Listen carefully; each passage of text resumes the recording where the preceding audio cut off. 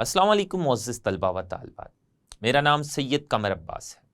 मोअज़्ज़िज़ तलबा व तालिबात, आज हम पौधों में होम्योस्टेसिस के बारे में पढ़ेंगे। ये जानने की कोशिश करेंगे कि पौधे किस तरह से अपने अंदरूनी हालात को मुस्तकिल रखते हैं और वो अपने अंदरूनी हालात में बाहर जैसी तब्दीलियां नहीं आने देते। तो आइए ये जानने के लिए चलते हैं ग्लास बोर्ड की जानिब। अस्सलाम वालेकुम मोअज़्ज़िज़ तलबा व तालिबात। मोअज़्ज़िज़ तलबा व तालिबात, आज हम पौधों में होम्योस्टेसिस के बारे में पढ़ेंगे।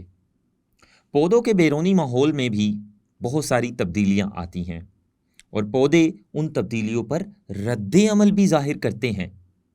लेकिन पौधे वो वाली तब्दीलियां जो उनके बैरूनी माहौल में आ रही हैं, उन तब्दीलियों को या उन जैसी तब्दीलियों को अपने अंदरूनी माहौल में नहीं आने देते, बल्कि पौधे अपने अंदरूनी माहौल को मुस्तकिल रखते हैं, बरकरार रखते हैं, उसको बाहर आने वाली तब्दीलियों के असरात से बचाते हैं या बैरूनी माहौल में आने वाली तब्दीलियों को अंदरूनी माहौल में नहीं आने देते। क्योंकि पौधे अपने अंदरूनी हालात या अंदरूनी माहौल को मुस्तकिल रखते हैं, बरकरार रखते हैं, उनमें उस तरह की तब्दीलियां नहीं आने देते पौधे अपने अंदरूनी माहौल में जिस तरह की तब्दीलियां उनके बैरूनी माहौल में आती हैं। और अगर वही तब्दीलियां, बैरूनी माहौल में आने वाली तब्दीलियां, बिल्कुल उस जैसी तब्दीलियां पौधे के अंदरूनी माहौल में आएंगी तो पौधे का जिंदा रहना मुमकिन नहीं होगा। इसलिए पौधा अपने अंदरूनी हालात को मुस्तकिल रखता है बाहर आने वाली तब्दीलियों के बावजूद। इस अमल को पौधों में होम्योस्टेसिस कहते हैं। जैसा कि हमने गुज़िश्ता लेक्चर में पढ़ा था, होम्योस्टेसिस का मतलब है बाहर वाली माहौल में तब्दीलियां आने के बावजूद अंदरूनी हालात में तब्दीलियां ना आने देना, उनमें एतदाल और तवाज़ुन कायम रखना, उनको मुस्तकिल रखना, ये होम्योस्टेसिस कहलाता है और पौधे भी होम्योस्टेसिस करते हैं। पौधे अपने जिस्म में पाए जाने वाले पानी और दूसरे कीमियाई मादे जैसा कि कार्बन डाइऑक्साइड, ऑक्सीजन और नाइट्रोजनी मादों में होम्योस्टेसिस करते हैं। यानी पौधे पानी की मिकदार में भी तवाज़ुन कायम रखते हैं अपने जिस्म के अंदर, कार्बन डाइऑक्साइड, ऑक्सीजन और नाइट्रोजनी मादों की मिकदारों में भी तवाज़ुन कायम रखते हैं। इनकी मिकदारों को बहुत कम या बहुत ज़्यादा नहीं होने देते, यानी इनकी मिकदारों को बरकरार रखते हैं और ये पौधों की होम्योस्टेसिस है। तो आइए जानने की कोशिश करते हैं कि पौधे मुख्तलिफ केमिकल्स जो उनके जिस्म के अंदर मौजूद होते हैं, उनकी मिकदारों में तवाज़ुन कैसे कायम रखते हैं। ये जानने की कोशिश करते हैं। सबसे पहले हम जानेंगे कि पौधा अपने जिस्म में पैदा होने वाली फालतू कार्बन डाइऑक्साइड और फालतू ऑक्सीजन को कैसे बाहर निकालता है। क्योंकि अगर पौधे के जिस्म में कार्बन डाइऑक्साइड बहुत ज़्यादा हो जाएगी या ऑक्सीजन बहुत ज़्यादा हो जाएगी तो ये पौधे के अंदरूनी हालात को तब्दील कर सकती हैं। इसलिए पौधे की कोशिश होती है कि कार्बन डाइऑक्साइड और ऑक्सीजन की मिकदारों को बरकरार रखा जाए, उन्हें बहुत ज़्यादा या बहुत कम ना होने दिया जाए। इसलिए पौधे के जिस्म में जो फालतू कार्बन डाइऑक्साइड और फालतू ऑक्सीजन होती है, पौधा उनको बाहर निकालने की कोशिश करता है। तो आइए जानते हैं कैसे। पौधा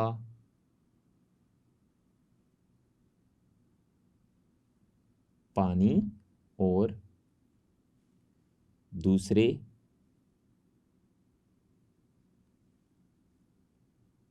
कीमियाई मादों और उन दूसरे कीमियाई मादों में कार्बन डाइऑक्साइड आ जाती है, इसके अलावा ऑक्सीजन आ जाती है और इसके अलावा नाइट्रोजनी मादे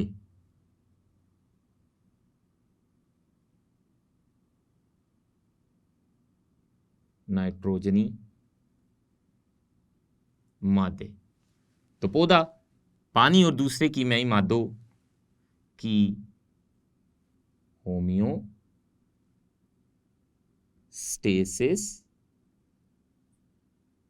करता है, यानी पानी और इन मादों की मिकदारों को अपने जिस्म के अंदर बरकरार रखता है, इनमें तब्दीली नहीं आने देता। देखते हैं कैसे। सबसे पहले हम पढ़ेंगे फालतू कार्बन डाइऑक्साइड और ऑक्सीजन को निकालना। पौधे के जिस्म के अंदर जो कार्बन डाइऑक्साइड और ऑक्सीजन की फालतू मिकदार होती है, पौधा उसको कैसे बाहर निकालता है।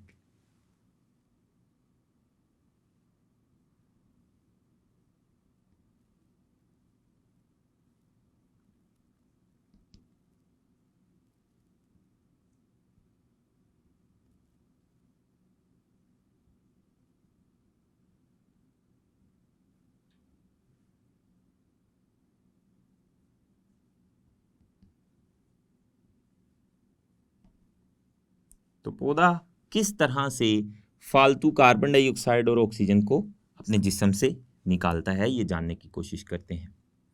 सबसे पहले हम ये जानेंगे, ये जो कार्बन डाइऑक्साइड और ऑक्सीजन गैसें हैं, ये पौधे के जिस्म के अंदर कैसे और कब बनती हैं। कार्बन डाइऑक्साइड कार्बन डाइऑक्साइड ये पौधे के जिस्म के अंदर सेलुलर रेस्पायरेशन के दौरान पैदा होने वाली गैस है।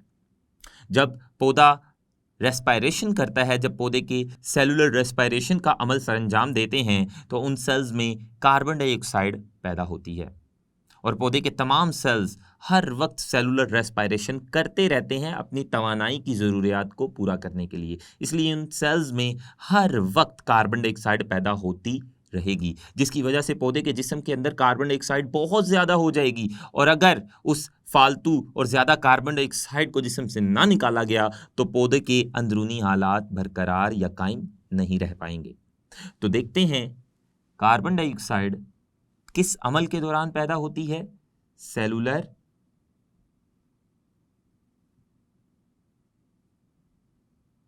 रेस्पायरेशन के दौरान कार्बन डाइऑक्साइड पैदा होती है। अब ये जो सेलुलर रेस्पायरेशन के दौरान कार्बन डाइऑक्साइड पैदा होती है, दिन के वक्त पौधों को कार्बन डाइऑक्साइड गैस की ज़रूरत होती है, क्योंकि दिन के वक्त पौधे के जो सेल्स होते हैं वो सेलुलर रेस्पायरेशन के साथ साथ फोटोसिंथेसिस का भी अमल सरंजाम दे रहे होते हैं। तो वो जो फोटोसिंथेसिस का अमल सरंजाम दे रहे होते हैं, फोटोसिंथेसिस के अमल के लिए कार्बन डाइऑक्साइड गैस बहुत ज़रूरी है।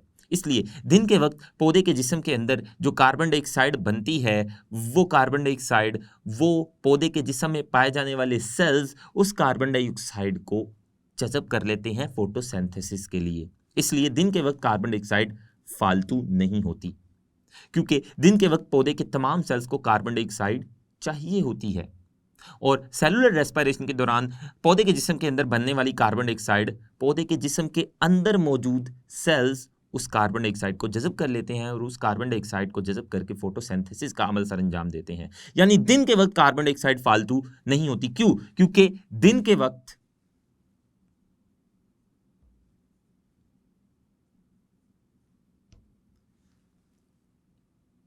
ये कार्बन डाइऑक्साइड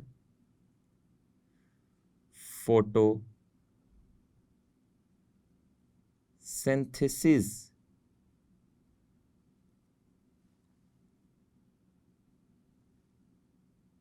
में इस्तेमाल हो जाएगी।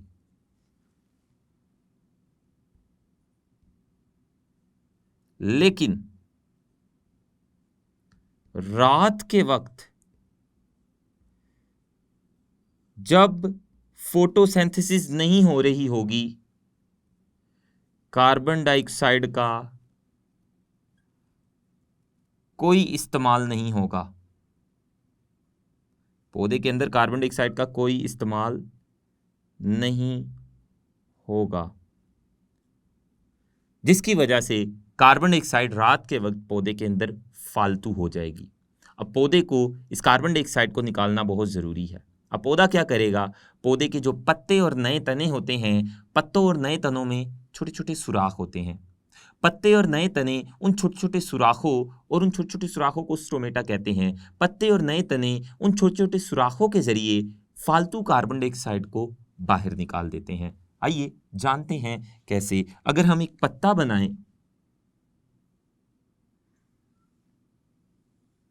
तो ये पत्ते के सेल्स हैं जिन्हें मीजोफिल सेल्स कहते हैं।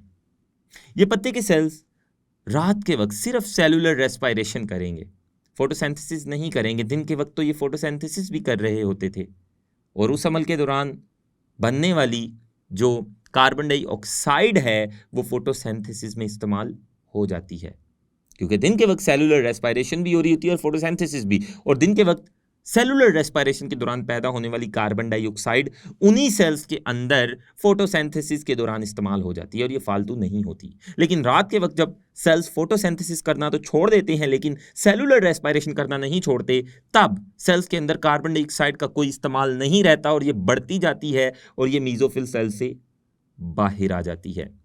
मीजोफिल सेल से ये बाहर नफूस कर जाती है, बाहर आ जाती है, जिसकी वजह से बाहर पत्ते के अंदर इन सेल्स से बाहर कार्बन डाइऑक्साइड की मिकदार बहुत ज़्यादा हो जाती है। अब पत्ता क्या करेगा? पत्ते के सतह में छोटे छोटे सुराख होते हैं जिन्हें स्टोमेटा कहते हैं।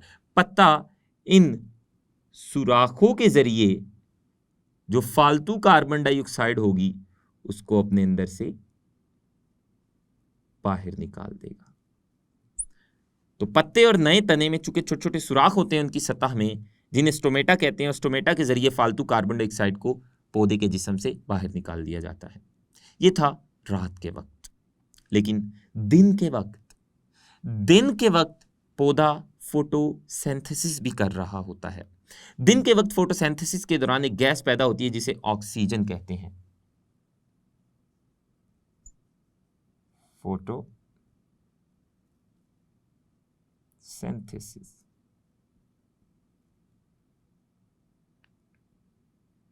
फोटोसिंथेसिस के दौरान ऑक्सीजन गैस पैदा होती है।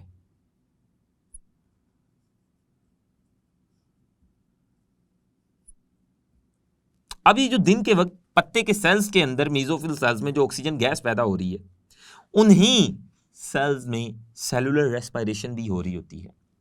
और ये जो ऑक्सीजन गैस पैदा हो रही होती है फोटोसिंथेसिस के जरिए, ये पत्ते के उन्हीं सेल्स में सेलुलर रेस्पायरेशन के दौरान इस्तेमाल हो जाती है। लेकिन पत्ते के तमाम सेल्स चूंकि फोटोसिंथेसिस कर रहे होते हैं, इसलिए ऑक्सीजन गैस बहुत ज़्यादा पैदा होती है। उसमें से कुछ ऑक्सीजन गैस सेलुलर रेस्पायरेशन के दौरान इस्तेमाल हो जाती है। बाकी जो फालतू ऑक्सीजन होती है उसको पत्ता और नए तने इसी स्टोमेटा के जरिए बाहर हवा में खारिज कर देते हैं, और वही ऑक्सीजन फिर हम अपनी सांस लेने के दौरान जिस्म के अंदर लेकर जाते हैं। तो ऑक्सीजन गैस जो कि दिन के वक्त फोटोसिंथेसिस के दौरान पैदा होती है वो सेलुलर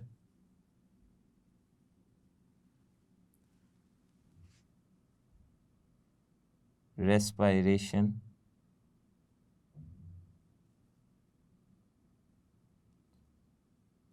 में इस्तेमाल होती है और फालतू मिकदार को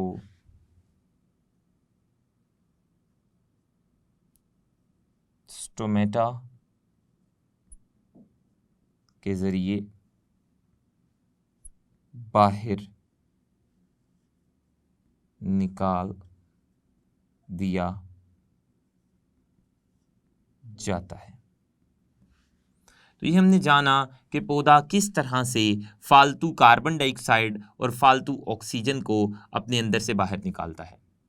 पौधा स्टोमेटा के जरिए, स्टोमेटा नए तनों और पत्तों की सतह में पाए जाने वाले छोटे छोटे सुराख हैं। तो जो पौधा होता है वो पत्तों और तनों में पाए जाने वाले छोटे छोटे सुराखों के जरिए फालतू कार्बन डाइऑक्साइड और फालतू ऑक्सीजन को बाहर निकाल देता है। इसके अलावा जो नई जड़ें होती हैं, नई जड़ों की सतह से भी फालतू कार्बन डाइऑक्साइड बाहर निकल जाती है, और खसूसन जो नई जड़ों की रूट हेयर्स होती हैं वहाँ से भी जड़ों के अंदर पाए जाने वाली फालतू कार्बन डाइऑक्साइड को बाहर निकाला जाता है। आइए हम इसका एक खुलासा कर लें जो आज हमने पढ़ा है। तो हमने पढ़ा कि सेलुलर रेस्पायरेशन के दौरान कार्बन डाइऑक्साइड गैस पैदा होती है, जो कि दिन के वक्त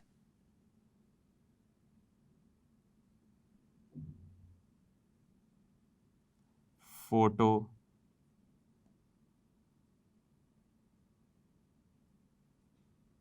सिंथेसिस में इस्तेमाल हो जाती है। और फोटोसिंथेसिस के दौरान ऑक्सीजन गैस पैदा होती है, जो कि सेलुलर रेस्पिरेशन में इस्तेमाल हो जाती है। लेकिन फोटोसिंथेसिस के दौरान पौधे के अंदर बहुत बड़ी मिकदार में ऑक्सीजन पैदा होती है, उसमें से कुछ मिकदार ही सेलुलर रेस्पिरेशन के दौरान इस्तेमाल होती है। जो ऑक्सीजन की फालतू मिकदार होती है को पौधा बाहर खारिज कर देता है। और वो मैंने आपको बताया, पौधा स्टोमेटा के जरिए ऑक्सीजन की फालतू मिकदार को दिन के वक्त बाहर निकाल देता है। और स्टोमेटा पत्तों की सतह में भी होते हैं और नए तनों की सतह में भी होते हैं। जबकि कार्बन डाइऑक्साइड, जो कि दिन के वक्त तो फोटोसिंथेसिस में इस्तेमाल हो जाती है, क्योंकि सेलुलर रेस्पिरेशन दिन के वक्त भी होती है और रात के वक्त भी होती है, तो दिन के वक्त सेलुलर रेस्पिरेशन के दौरान पैदा होने वाली कार्बन डाइऑक्साइड फोटोसिंथेसिस में इस्तेमाल हो जाती है। लेकिन ये था दिन के वक्त।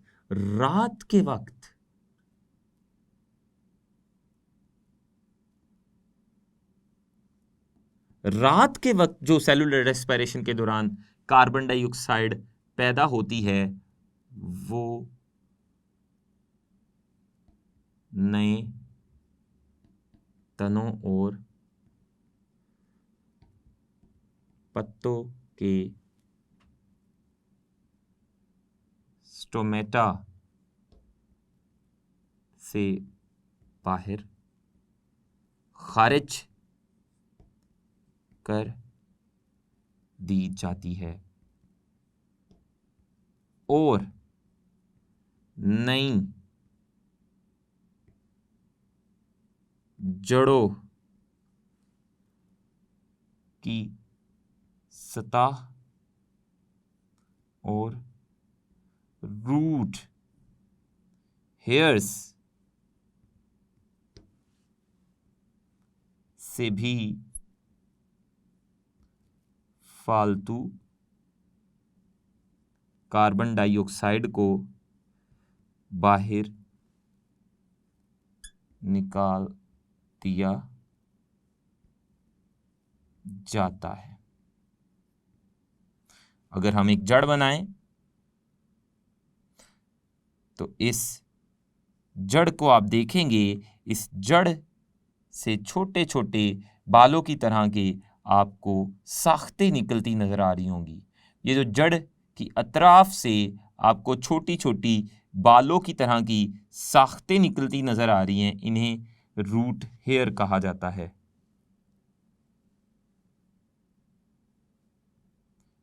हेयर का मतलब है बाल, तो रूट यानी जड़, तो जड़ों से बालों की तरह की साख्तें निकलती है जिन्हें रूट हेयर्स कहते हैं। जड़ों में मौजूद फालतू कार्बन डाइऑक्साइड इन्हीं रूट हेयर्स से बाहर खारिज कर दी जाती है। तो पौधा किन किन साख्तों से फालतू कार्बन डाइऑक्साइड और फालतू ऑक्सीजन को अपने जिस्म से बाहर निकालता है, वो हमने पढ़ा। सिर्फ इसलिए कि ये गैसें पौधे के अंदर इकट्ठी होकर इन गैसों की मिकदार पौधे में ज़्यादा ना हो जाए। अगर इन गैसों की मिकदार पौधों में ज़्यादा हो गई तो फिर ये पौधे के लिए नुकसान का बाइस बनेंगे। इसलिए पौधे इन गैसों की फालतू मिकदारों को अपने जिस्म से बाहर निकाल देते हैं, ताकि ये गैसें पौधों के अंदरूनी हालात को तब्दील ना करें। मुअज़्ज़िज़ तलबा व तालिबात, आज हमने पढ़ा कि पौधे किस तरह से अपने जिस्म से फालतू कार्बन डाइऑक्साइड और फालतू ऑक्सीजन को निकालते हैं। आने वाले लेक्चर में ये जानेंगे कि पौधे किस तरह से अपने जिस्म से फालतू पानी निकालते हैं। तब तक के लिए अल्लाह हाफिज़।